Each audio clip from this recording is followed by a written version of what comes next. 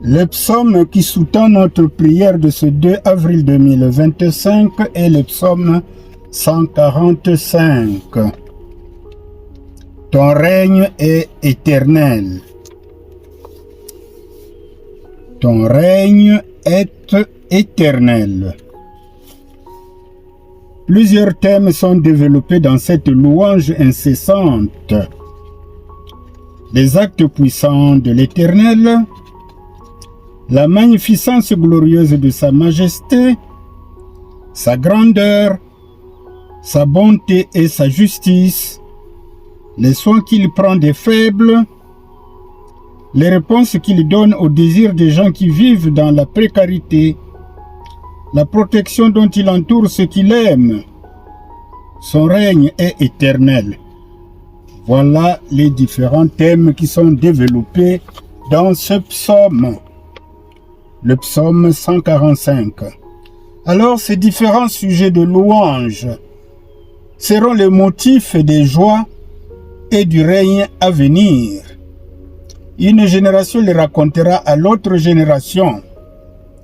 Toutes les créatures et toutes les œuvres de la création, toutes à leur manière et dans leur mesure se joignent à ce concert de louange.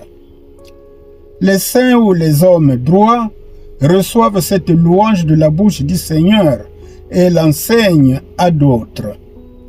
C'est pour ainsi dire que la louange au Dieu créateur qui sied aux hommes droits, comme cela nous est dit au psaume 33, verset 1, existera sans cesse de génération en génération. De même, les entretiens des fidèles peuvent être un témoignage pour louer la puissance de Dieu et le glorifier, comme cela nous est dit au verset 11. L'exemple des disciples d'Emmaüs le cadre bien. Le texte des disciples d'Emmaüs, nous pouvons le lire en Luc 24, les versets 13 à 35.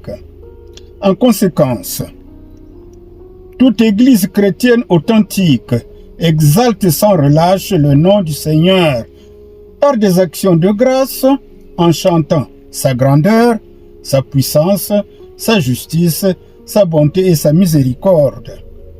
En termes succincts, il convient de retenir quelques indications qui nous aident à mieux cerner le contenu du cantique en le divisant en 3 strophes.